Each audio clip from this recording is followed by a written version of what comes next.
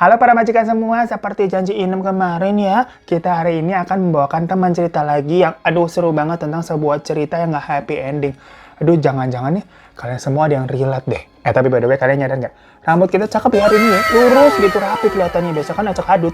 Abisnya gue tuh abis nyobain hair keratnya dari Pikaru. Biasa kemakan video TikTok, ternyata bagus ya. Lah, ini tapi gue bukan endorse loh. Abisnya ini gue juga belinya gratis, pakai tabungan cashback dari Shopback. Lu udah pada nyobain belum nih Shopback? Dari kemarin kan kita udah praktekin buat bisa dapatin cuan kalau belanja-belanja online. Soalnya Shopback itu adalah aplikasi yang pasti ngasih kalian cashback untuk setiap transaksi yang kamu lakuin lewat Shopback. Pilihan e-commerce atau merchant-nya buat kalian belanja tuh cukup banyak banget. Ada Shopee, ada Lazada, Tokopedia, Blibli, tuh Uniqlo, Booking.com, Agoda, Tiket.com. Semuanya mah ada di sini. Karena ini tuh memang semacam aplikasi penghubung ke marketplace-nya itu, gengs. Pokoknya kalian tinggal belanja kayak biasa aja, tapi ingat bukannya lewat aplikasi Shopback ya. Nih, gue liatin deh. Pokoknya kan, kalian download aja dulu tuh. Biar cepet kalian bisa klik link yang ada di bawah lah. Terus bikin akun. Pakai akun Facebook juga bisa, biar cepet. Habis itu tinggal pilih deh, merchant atau marketplace favorit kalian. Misalkan kemarin tuh gue belanja Pikaru kan dari Shopee. Ya udah klik shoppingnya, continue to add. Terus lanjutin, udah kayak belanja di Shopee kayak biasa udah. Tapi gimana kalau misalkan nggak mau belanja di Shopee ya, mau yang di lain gitu, Tokopedia atau Blibli ya, bisa juga. Kan tadi udah bilang marketplace-nya banyak. Misalkan nih kita coba apa, Tokopedia ya. Bukannya ingat dari Shopee dulu. Terus kalian cari nih Tokopedia. Continue to app, udah belanja tuh Pikarunya. Intinya kan sama aja kan prosesnya, tapi bukannya pokoknya lewat Shopback ya. Nah nanti kalau udah terverifikasi, kalian bisa dapetin cashback yang bisa dicairin, terus dipakai buat belanja lagi. Nih kalian lihat nih, total saldo cashback udah berapa?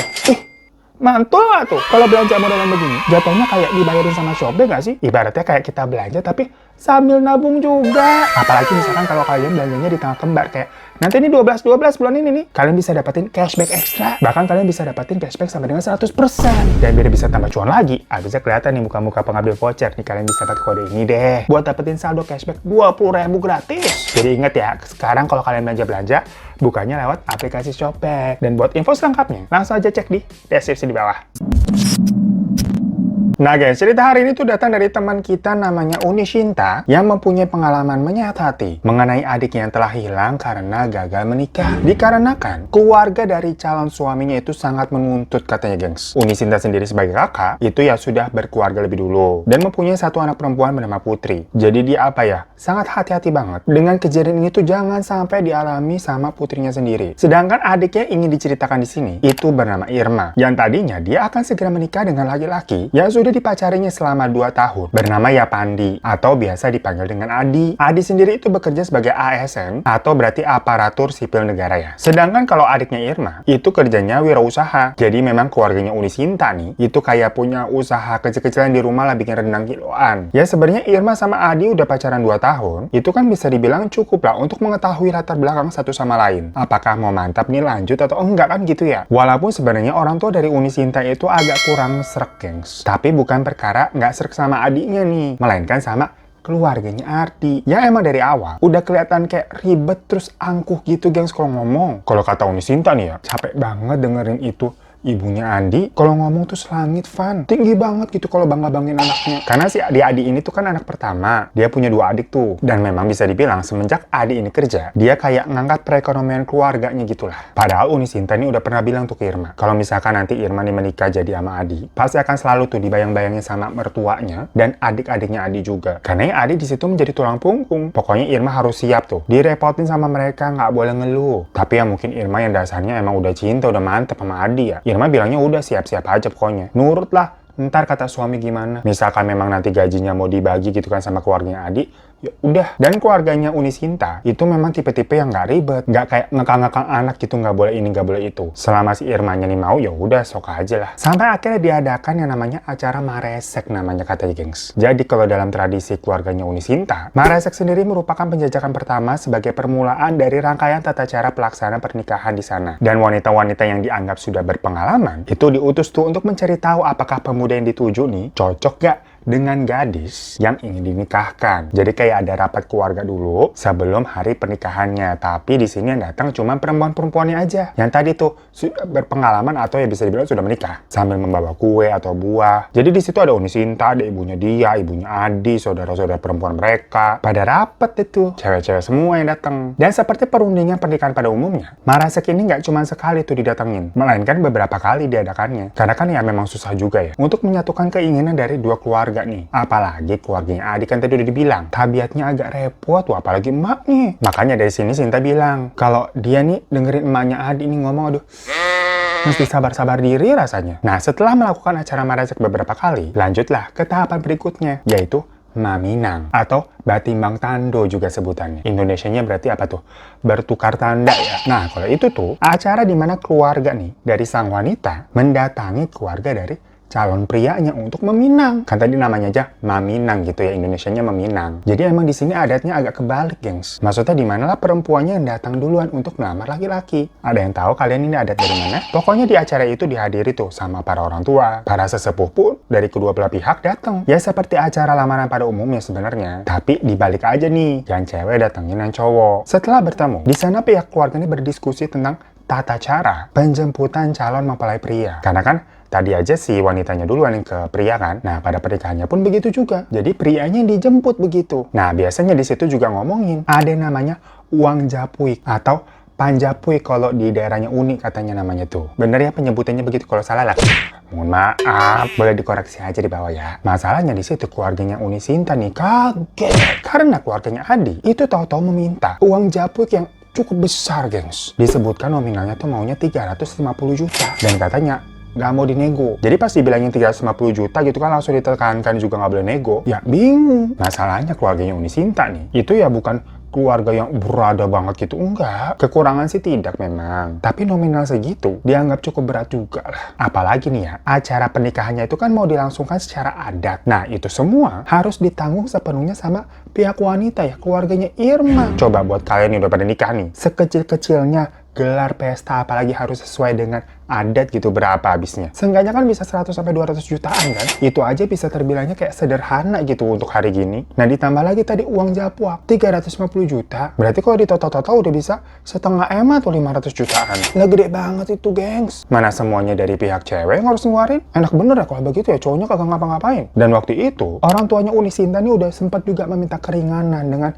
boleh nggak dinego, walaupun dari awal dibilang kan nggak mau nego. Atau kira-kira apa ya bisa diambil jalan tengahnya bagaimana lah. Tapi orang tuanya Adi nih, terutama emaknya tuh, ngomongnya malah ketus. Dan kayak agak merendahkan keluarganya Sinta. Dibilang karena katanya nih si Adi nih, itu adalah anak emas yang sangat berharga. Jadi uang japuiknya nggak boleh kecil. Kalau kecil itu sama aja menghina, katanya begitu. Lah ilah emang seberapa emas, seberapa berharganya sih? Si Adi-Adi ini penasaran kita bukannya kayak pecaan gua begitu ya? Sayangnya aja nih Uni Sinta nih kagak ngirim fotonya Adi, kita penasaran. Nah ngapa jadi kita terbawa emosi? Nggak boleh begitu ya. Lanjut. Keluarga Uni Sinta tentunya bingung pada saat itu harus gimana mengumpulkan uang sebanyak itu, yang sebenarnya ada pembicaraan antara Adi dan keluarganya Uni Sinta di awal sebelum mereka menghadap ke orang tuanya Adi hari itu ya, dimana katanya Adi ini sempat bilang dia akan berusaha untuk membujuk orang tuanya supaya uang japuiknya itu sesuai standar adat aja lah, yaitu sekitar 2,5 tuh 2,5 ya, 2,5 gram emas. Lah kok tau-tau pas datang gitu dimintanya 350 juta. Singkat cerita, karena kan prosesnya udah lagi ngadep ya sama keluarga udah ketemu nih. Ya akhirnya sama keluarga Uni Sinta diiyakan. Tapi minta waktu 6 bulan ya untuk mengumpulkan uang-uang tersebut, mau gimana lagi? Setelah kesepakatan itu, Adi ini juga bilang ke Irma dan keluarganya Uni Sinta kalau dia akan membantu mengumpulkan uangnya juga secara diam-diam, gak ketahuan mamanya sendiri. Jadi memang si Adi ini gak lepas tangan gitu aja ya. Ya udah habis itu mereka pulang. Tapi ternyata pas sampai rumah nih, keluarga besar dari Uni Sinta lah heboh membicarakan hal tadi. Ya mungkin waktu di sana udah pada nahan-nahan nih, kagak mau ribut kali. Tapi begitu udah pulang, langsung semua saudara-saudara nyuruh si Irma buat udah batalin aja, nggak usah nikah sama orang begitu. Nggak tahu diri itu keluarganya si Adi itu. Sombong banget juga tuh ngomong yang ngerendahin kita. Ya pokoknya jadi heboh, jadi kacau. Sampai malamnya Irma nangis-nangis curhat ke kakaknya Uni Sinta. Ya Uni dengar adiknya nangis-nangis curhat begitu ya cuma bisa dengerin doang. Buat dia juga duit segitu apa ya? Ya nggak punya juga Uni Sinta segitu banyak duit. Uni gimana ini? Piti segitu nggak sedikit. belum catering dan lain-lain. Aden nggak nyangka ibunya akan kereh banget kayak gitu. Udah, besok kita omongin sama-sama ya. Siapa tahu kalau warga bisa bantu. Jo ini juga akan cubo. Mangamu kokon pinjaman. Uni, apa Aden tuh mending jadi perawan tua aja daripada nyusahin keluarga. Aden belum bisa kasih apa-apa ke keluarga. Apa kalau Aden mati beban keluarga hilang? Hus! Gak boleh ngomong sembarangan kamu. Udah, jangan mikirin macam-macam. Kenapa kita logatnya agak jadi Jawa ya? Mohon maaf ya nggak bisa. Ya udah tuh, setelah beberapa hari, Irma ini mendapatkan kabar dari Adi yang bilang kalau orang tuanya minta pernikahannya dipercepat. Yang awalnya kan tadi sepakat udah 6 bulan ya. Tahu-tahu orang tuanya Adi tuh minta dilangsungkan udah bulan depan aja, katanya begitu. Yang seakan-akan kan kayak sengaja banget ya gengs ya. Maksud di awal minta 6 bulan itu kan buat ngumpulin duit. Tahu-tahu disuruh bulan depan kawin, disuruh jual ginjal apa gimana? Namun kalau kata Uni Sinta, di daerahnya itu memang pihak keluarga laki-laki sangat berkuasa. Kalau maunya A ya harus diturutin. Kalau nggak mau ya udah kagak usah nikah gitu istilahnya. Makanya ini si emaknya Adi kayak banget gitu. Amit-amit deh kalau kita punya mertua begitu jangan sampai ya. Atau kalian ada yang udah telanjur punya mertua kayak begitu, komen di bawah ya. Terkesannya kan kayak apa? Biar sengaja nih anaknya kagak jadi nikah gitu sama Irma kelihatannya. Dianggapnya nggak mungkin tuh si Irma sebulan lagi bisa ngumpulin duit. Maksudnya apa ya?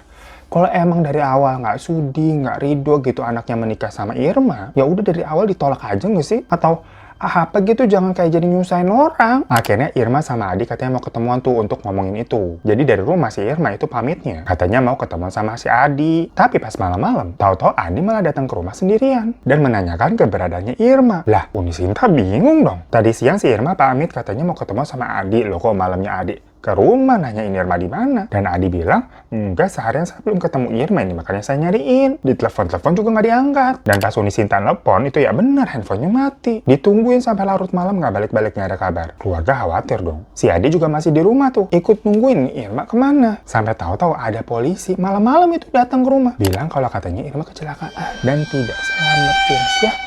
Sekeluarga kaget dengernya. Polisinya ngecek KTP kan dan disamperin, makanya polisinya bisa sampai ke rumah. Singkat cerita, ya Irma nggak selamat, dikuburin. Uni Sinta dan keluarganya tentunya sangat shock. Begitupun Adi yang terlihat kehilangan. Tapi waktu acara pemakaman itu, keluarganya Adi itu orang tuanya nggak datang. Padahal kan jatuhnya gimana pun juga calon besan ya. Kayak cuek masa bodoh apa gimana gitu ya. Nah kronologinya waktu itu Irma, katanya kecelakaan tuh ketabrak sama mobil kijang pengemudi. Supirnya juga udah diamanin. Namun menurut si supir sama saksi-saksi yang ada di kejadiannya, Irma itu katanya kayak sengaja atau ke tengah jalan kayak minta ditabrak gitu gengs. Jadi bukan karena misalkan supirnya meleng terus nabrak gitu, enggak. Malah supirnya juga kaget. Ya tapi memang nggak ada yang bisa menjawab ya. Kebenarannya apakah Irma ini sengaja atau tidak, karena ya udah almarhumah. Tapi kalau sengaja untuk apa? Padahal kan dia sangat mengidam-idamkan pernikahannya dengan Adi. Dari situlah muncul biasa rumor-rumor. Para tetangga tuh pada bilang kayak Irma mungkin stres dengan permintaan tadi tuh uang jaipuk dan modal acara yang sangat besar. Secara tiba-tiba kan tahu-tahu jadi sebulan lagi. Yang awalnya 6 bulan dipotong langsung sebulan. Dia mikir mungkin daripada menjadi beban, akhirnya dia nekat kayak gitu. Dan keluarga Adi pun juga jadi bulan-bulanan warga, jadi omongan. Karena kan tetangga-tetangga sana juga pada tahu ya rencana pernikahan antara Irma sama Adi. Waktu rame-rame nih keluarga berdua ketemu, itu kan di rumahnya keluarganya Adi. Yang pas mau minang itu, tahu-tahu para tetangganya didengar calon mempelai wanitanya tuh kecelakaan. Tapi katanya sengaja gitu kecelakaannya lari ke tengah jalan. Ibunya Adi jadi sampai kena mental juga, dicibir orang-orang. Ya mungkin itu salah satu alasannya juga yang nggak datang ke pemakaman. Nah seminggu lebih setelah kepergiannya Irma, dimana ya keluarga tentunya masih berduka. Uni Sinta ini ceritanya lagi nyuruh anaknya yang Putri tuh buat mandi sore. Tapi anaknya nggak mau gitu, masih asik aja nonton TV. Ya karena waktu itu kondisinya Uni Sinta, emosinya lagi nggak stabil ya. Perkara kan masih berduka, kaget kehilangan adik. Jadi dia agak keras tuh ke Putrinya sambil ngebentak dan langsung kayak geret Putri ke kamar mandi. Alhasil ya, Putri nangis sambil dimandiin. Udah selesai mandi nih, dibedakin, dipakein baju gitu kan di kamar. Terus ya udah ditinggal sama Uni untuk melakukan hal lain. Tapi si Putri masih terus susah nangis di kamar. Disamperin lagi nih sama Uni Sinta. Maksudnya udah jangan nangis terus, kan udah selesai juga mandinya ya. Uni Sinta tuh lagi repot di dapur. Sekarang kalau kamu mau main silahkan. Yang penting udah mandi, udah nggak usah nangis. Tapi si Putri nggak berhenti nangis. Uni Sinta lagi kerepotan di dapur, ya udah ditinggalin lagi tuh si Putri. Tapi makin kejer lagi nangisnya gengs. Sampai ama tuh ibunya Uni Sinta kayak bilang udah urusin Putri dulu tuh, kasihan ya, namanya nenek kan biasanya emang nggak tega sama cucu ya. Nah pas Uni masuk lagi ke kamar, si Putri nih posisinya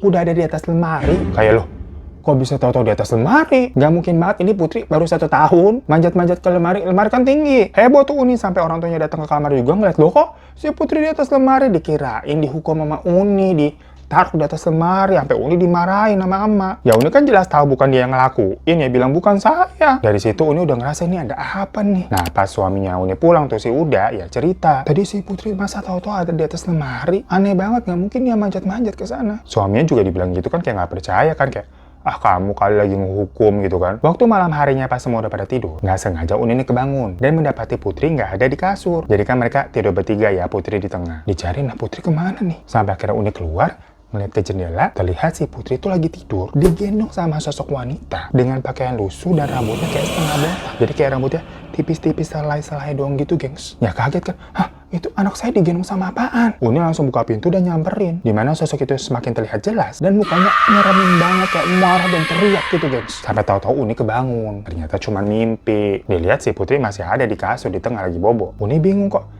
Mimpinya nyeremin begitu, aneh banget. Karena Uni tuh jarang banget mimpi yang serem-serem horor-horor begitu tuh, hampir nggak pernah. Ya karena posisinya udah telanjur bangun tuh, dilihat juga udah subuh. Uni akhirnya keluar kamar mau ngambil minum di dapur. Pas lagi nuang air, di belakang Uni ini kayak ada yang lewat, gitu. Gimana sih kan kita suka kayak ngerasa misalkan kalau ada orang di belakang kan kayak, ada yang lewat gitu kan. Tapi pas Uni nengok gak ada siapa-siapa. Orang-orang di rumah sana juga masih pada tidur. Tahu-tahu Uni di situ merinding tuh. Padahal seumur-umur tinggal di sana mah nggak pernah ketakutan sama sekali lah, itu rumah dia dari kecil. Akhirnya Uni buru-buru mau masuk ke kamar. Pas udah di depan pintu kamar, tahu-tahu dari dapur kedengaran ada yang jatuh. Prang!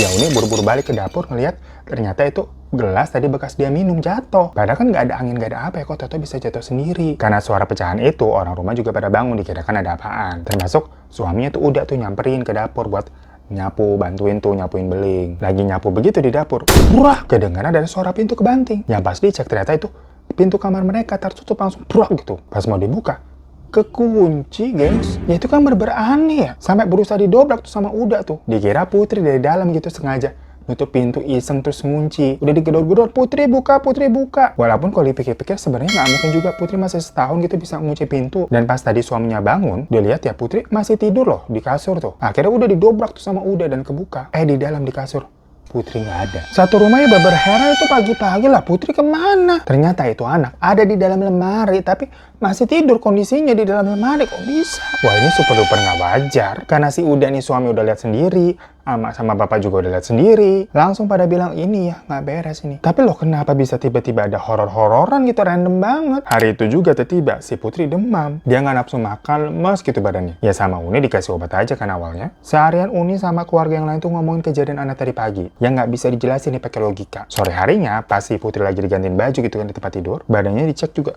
masih hangat gitu, jadi nggak dimandiin. Dan si Putri ekspresinya kayak ketakutan. Dia langsung kayak gremet gitu, jengkrem tangannya Uni sambil nunjuk tuh ke arah lemari. Uni refleks kan ngeliat lemari ada di belakangnya. Tapi nggak ada apa-apa, lemari juga ketutup normal. Lanjut lagi dia ngancingin tuh bajunya Putri satu-satu gitu kan. Tapi Putri masih nunjuk-nunjuk tuh, sampai pandangannya fokus ke lemari itu aja. Tapi Uni nggak peduli, masih tetap ngancingin tuh bajunya satu-satu. Kedengaran dari belakang nih, suara pintu lemari kebuka. Ya Uni langsung nengok ke belakang. Dan bener, pintu lemarinya kebuka. Sama Uni langsung kayak dicek ke dalam gitu kan, nggak ada apa-apaan, gengs. By the way itu lemari yang tadi pagi si Putri di dalam situ ya, dibukain tuh kan di baju-baju gantungan gitu, dilihat nggak ada apa-apa, ya udah ditutup lagi. Balik si Uni fokus ngerasain tuh makan bajunya si Putri, tapi pandangannya Putri masih terus tuh ke lemari. Ya Uni nengok lagi, di situ dia baru lihat ada sosok wanita yang nangkring di atas lemari, gengs. Persis banget itu kayak yang di mimpinya Uni semalam. Bajunya lusuh dan kayak agak botak gitu, rambutnya tipis melotot. Uni teriak dan langsung meluk Putri. Seketika itu juga Ama sama bapak masuk ke kamar, tapi sosok itu udah hilang. Padahal kan Uni udah histeris banget ngeliat begitu. Tapi Putri diam aja gitu, nggak nangis nggak apa. Cuma memang ekspresinya ketakutan. Namun nggak ngomong apapun. Uni langsung nelfon Uda tuh suaminya buat pulang, terus sambil cerita dia. Nah sampai malam hari keluarga bingung ya harus apa ya. Uni bilang ini kita nggak bisa diem aja, itu sosok apaan? Kok tahu-tahu ada di kamar, ada di rumah ini. Dan Putri dicek juga masih panas, masih demam. Terus si Putri juga kayak beda gitu, gengs. Biasanya kan bawel, nangis, ngereok, ngambek gitu ya. Ini enggak, diem aja gitu. Padahal kan tadi dia juga ngeliat sosok itu di kamar. Namun mereka semacam clueless gitu, harus apa, harus pergi lah. Itu kan rumah mereka, pergi dari mana, yang harusnya pergi mas sosok itu dong. Akhirnya Putri tidur nih sama Ama sama bapak di kamar mereka. Karena kan tadi sosoknya terlihatnya di kamarnya Uni sama Uda kan. Ya tapi Uni sama Uda masih tetap tidur di situ sih. Di atas lemari juga ditaruhin tuh koper-koper sama kardus-kardus, biar nggak ada space tuh buat sosok itu nangkring di atas lemari lagi. Semalaman tadinya Uni tuh nggak bisa tidur, gengs. Ya parno lah dia. Udah juga kayak standby, takut ada apa-apa. Sampai udah bilang, udah Uni tidur aja biar udah yang jaga. Ya udah akhirnya lama-lama ngantuk juga Uni tidur. Lagi-lagi dia dimimpiin sama sosok itu. Dimana malam kedua itu si Uni mimpinya Putri dibawa pergi sama sosok itu, gengs. Uni ini ngejar-ngejar gitu kan, kayak gak kekejar sampai teriak-teriak. Akhirnya kebangun. Pas dilihat di sampingnya udah tidur. Gimana sih katanya tadi mau jagain. Khawatir dengan Putri karena tadi mimpi. Uni Sinta nih mau ngecek tuh ke kamar emaknya. Pas dia keluar kamar, dilihat si emak ternyata lagi di dapur. Uni ngeliat jam kan, jam 4 subuh, ngapain emak di dapur? Kelihatannya kayak lagi ngulek gitu lah.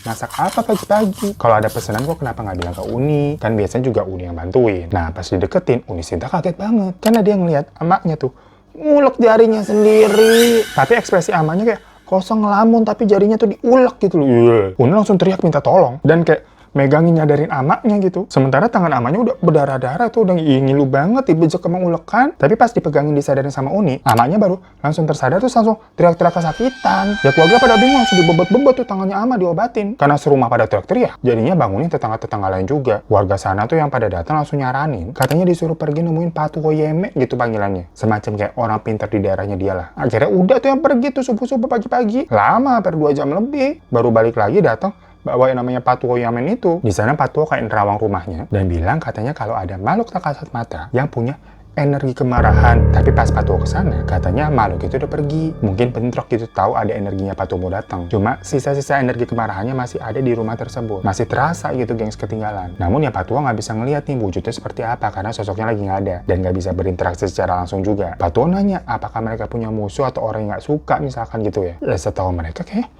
mereka nggak punya musuh sama sekali karena selama ini mereka juga sangat berhati-hati dalam bersikap. Assalamualaikum. Akhirnya sama Patuo tuh didoain rumahnya. Pakai kayak ritualnya dia gitu lah. Pas lagi melakukan ritual itu, Toto Patuo nih nanya, apakah ada keluarga di sini tuh yang baru meninggal? Ya langsung dijawab iya dong. Irma kan baru sekitar semingguan lebih tuh meninggalnya. Patuo kayak mengernyitkan dahi. Terus dia minta dianterin ke makamnya Irma. Di situ sebenarnya keluarga udah agak kayak bertanya-tanya, apa hubungannya sama Irma? Karena sosok yang dilihat Uni itu bukan sosoknya Irma gitu ya. Beda banget ini sosoknya, nyeremin. Tapi ya udah akhirnya dianterin aja tuh Patuo ke makamnya Irma. Bareng-bareng sama tetangga-tetangga lain pada ikutan, gengs. Macam ya kalau ada rame-rame begitu kan, apalagi di desa. Kepo gitu, macam ada bahan gosip baru. Tapi Ama sama Putri nggak ikut. Dia ditemenin sama tetangga lain buat diobatin tuh, tangannya Ama kan masih luka. Nah pas sudah sampai di kuburannya Irma, Patuo kayak baca doa dan minta izin ke Bapak, Uni Sinta sama Uda buat ngorek kuburannya Irma. Ya dengar begitu sebenarnya Uni Sinta kaget ya. Hah? Masa ini kuburnya Irma mau dikorek-korek? Tapi karena banyak di situ tetangganya jadi saksi mata juga. Maksudnya di situ Patuo ini juga nggak mungkin berbuat yang aneh-aneh dengan mayatnya Irma di hadapan dengan orang segitu banyaknya. Akhirnya ya udah diizinin. Malah penjaga kubur di sana itu bantuin buat bongkar kuburannya juga. Belum sampai keangkat nih semua tanahnya. Jadi ya belum sampai kelihatan jenazah Irma di dalam sana ya. Patuo ini nemuin sebuah botol kaca yang di dalamnya kayak ada kertas digulung gitu, gengs. Jadi kayak memang dikubur di situ, tapi setengah ke dalam gitu letaknya di dekat batu nisan di bagian kepala. Heboh tuh orang-orang lihat gitu, nah tuh apaan tuh, itu apaan? Jangan Patuo yang nemu begitu, cuman kayak menghela nafas sambil buka botolnya, kayak ngambil kertas gitu, dibaca, dibuka, ini sumbernya katanya gitu. Jadi ternyata ada seseorang menggunakan ilmu hitam dengan menaruh jimat tersebut di makamnya Irma, gengs. Tujuannya apa? Pas dibaca nih jimatnya sama Patuo, dibilang ini tuh jimat untuk menghidupkan orang yang sudah meninggal. Hah? Emang bisa? Akhirnya dicek lagi tuh, digali kuburannya dan dilihat jasadnya memang masih ada di dalam sana. Langsung ditutup lagi, dibenerin gitu kan, dirapihin kuburannya. Loh gimana nih maksudnya menghidupkan lagi orang masih di dalam itu jenazahnya? Nah, Patuo ini bilang, sepertinya ada orang yang belum bisa merelakan kepergiannya Irma dan menaruh jimat tersebut di dalam kuburan untuk menjadikan makhluk jin menjadi sosok yang sedang dikubur tersebut. Dengar begitu kan? Uni sama bingungnya nih kayak kita nih, kagak mudeng gitu, maksudnya gimana ya? Jadi ternyata setelah dicari tahu, orang yang menaruh jimat itu adalah yang nggak lain dan nggak bukan Adi, gengs. Dimana sebenarnya Adi ini masih sangat-sangat mencintai Irma, calon istrinya yang harusnya dia nikahi. Dia nggak bisa menerima kenyataan kalau Irma udah nggak ada. Sehingga Adi ini mengambil langkah menggunakan jimat tersebut yang diperolehnya dari dukun untuk memanggil jin yang seolah-olah dijadikan menjadi sosok Irma. Jadi di bayangannya Adi, Irma hidup kembali. Ya soalnya gimana pun juga namanya orang mati kan nggak bisa hidup lagi ya. Uni awalnya nggak percaya dengan semua omongannya Patuo itu, kayak hah?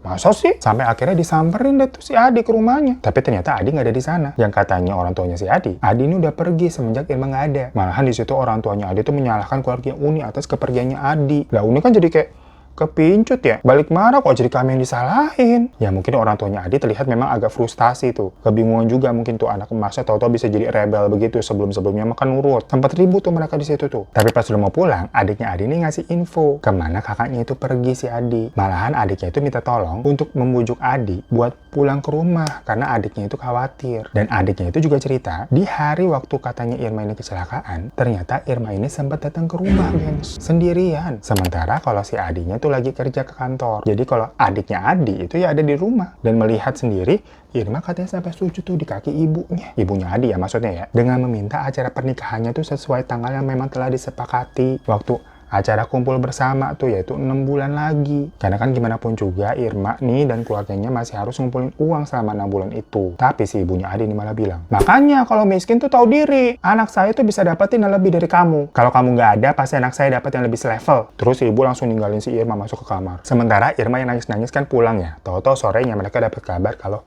Irma kecelakaan. Dan semenjak itu juga katanya Adi menjadi kayak orang yang linglung. Depresi, abis itu memutuskan untuk pergi dari rumah. Nggak nurut lagi sama ibunya. Tapi terakhir kali Adi ini sempat ngontak adiknya buat bawain baju-baju yang di rumah tuh. Dikasih tahu kan alamatnya, jadi adiknya tahu Adi di mana. Ya udah akhirnya semuanya nih nyamperin ke sana tuh, maksudnya Uni Sinta, Bapak, Patua, sama Uda kan. Ternyata Adi tuh nginepnya di sebuah kos-kosan biasa. Tapi di depan pintunya tuh kayak ditempelin jimat. Dan pas Adi tahu si Uni Sinta datang sama yang lain, dia kaget. Yang ternyata bener. Pas Patua masuk, dia melihat ada jin yang menyerupai sosok Irma. Namun di situ Uni Sinta sama Uda sama Bapak sih nggak bisa lihat. Cuman Adi tuh menangis-nangis tuh memohon ke Patuwo untuk bisa terus bersama sosok itu katanya. Jadi ternyata gengs, jin yang dibuat menyerupai sosok Irma itu kayak ditangkap nih sama dukun yang didatengin sama Adi untuk ya dijadikan tuh sosok Irma di mata Adi. Namun ternyata jin itu punya ibu, yang mana ibunya nggak terima anaknya diambil sama si dukun untuk dijadiin sosok Irma. Dan di depan pintunya Adi tuh dipasang jimat penangkal supaya si ibu jin itu nggak bisa masuk dan anak jinnya nggak bisa keluar. Jadi kayak dikurung. Jadilah si ibu jin ini marah. Tapi marahnya malah meneror keluarganya Irma. Lah repot bener ini jadinya ya. Itulah kenapa juga awalnya si Putri yang diganggu. Sampai ya akhirnya Uni Sinta sama keluarganya juga lihat. Dan terakhir sih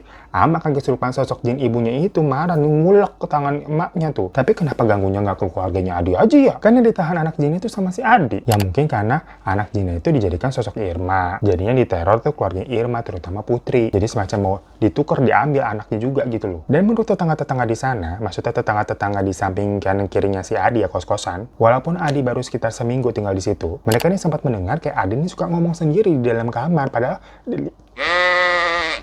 habis suara kita. Padahal dilihat tuh si Adi ya sendirian doang. Kamar kos kan namanya dempet-dempetan ya. Dan masalah kalau jimat di depan pintu gitu ditempel ya orang-orang pada nggak curiga. Dikirain kayak tulisan apaan doang kali. Soalnya jimatnya juga kecil katanya gengs. Ya cuman Uni nggak terima lah maksudnya ya. Irma adiknya udah berakhir begitu yang ternyata juga masalah karena ibunya si Adi kan. Terus sekarang si Adi melakukan begitu ya. Iya sih karena cinta. Tapi kan Irma di sini nggak ada juga karena keluarganya dia tuh keluarganya Adi. Terus sekarang karena getahnya dihantui sosok jin itu malah Uni Sinta dan keluarganya dia sendiri yang pada nggak tahu menahu apa-apa. Ya akhirnya semua jimat-jimat itu dibakar sama Patuwo. Dan Adi jadi kayak orang stres, teriak-teriak gitu, nangis-nangis sampai manggil-manggil Irma. Dari situ Uni Santi sama keluarganya udah nggak mau lagi deh berurusan lagi dengan Adi dan keluarganya si Adi. Ya semua karena apa ya? Uni Sinta udah terlalu marah dan kecewa dengan kenyataan yang dia dapati katanya gengs. So itu guys teman cerita kali ini, ceritanya kok makin kesini lah tau-tau makin kesana, kagak nyangka kita ya. Sebenarnya kalau dipikir-pikir ya, si Adi mungkin baik ya, beneran cinta dia sama Irma. Tapi keluarganya aja tuh yang repot, terutama emaknya ya Allah. Membuat semuanya jadi ambiar. Bukannya happy ending malah jadi runyam. Ya makanya mungkin kalau kita mencintai manusia tuh bisa dibilang kan, ada pepatah yang ngomong ya kayak mencintai manusia itu secukupnya saja. Termasuk mungkin mencintai anak juga. Anak itu kan gimana pun juga hanya titipan. Walaupun mungkin itu dianggapnya anak emas, tapi ya jangan sampai memperlakukan anak orang lain ya kayak begitu kayak emaknya si Adi. Makanya kita penasaran ini sih adiknya itu semas apa sih, beneran kayak Cak Nuwo. Kalau begitulah maklumlah kita boleh begitu. Si Adi juga saking nyeselnya, nggak terima dia kehilangan Irma. Sampai nekat berbuat hal aneh begitu. Kayak ada ya orang kepikiran sampai sejauh itu ya. Menjadikan jin biar mirip sama orang yang sudah meninggal. Ya tapi kan itu jin apa kakak takut loh. Dan kita kalau ngomongin adat-adat kayak begitu apa ya? Susah ya. Terkadang tuh ada adat yang dianggap semacam di atas agama yang harus banget dipatuhi. Padahal kan maksudnya ya, kalau dirasa menyusahkan atau merugikan, nggak sesuai juga dengan syariat agama, ya setidaknya bisa dikondisikan lah. Kalau agama ya udah pakem memang, tapi kan kalau adat ya walaupun itu turun-temurun, tapi kalau memang tidak sesuai dengan syariat agama gimana ya? Nah coba deh, Menurut kalian gimana? Komen di bawah. Terima kasih banyak ya Uni Sinta ya. Katanya sih dia pengen cerita aja mengeluarkan unek-uneknya. Karena sebagai warga asli sana, dia pun tuh kurang setuju dengan adat yang ada itu soalnya, gengs. Terlalu memberatkan wanita gitu, apalagi di zaman sekarang. Mungkin teman-teman ada punya pengalaman yang sama? Cinta nih bukan kepentok karena beda agama ataupun beda suku. Ini agamanya udah sama, sukunya udah sama. Tapi kepentok uang mahar yang diminta sama calon besan. Aduh. Komen di bawah ya. Terima kasih semua yang udah pernah nonton. Kalau mau kirim-kirim cerita, ini suara kita udah mulai pulih walaupun masih agak putus-putus, tapi udah bisa baca-baca lagi ya. Boleh langsung kirim ke sini. Yuk, sampai jumpa lagi di cerita-cerita teman cerita lainnya. Assalamualaikum.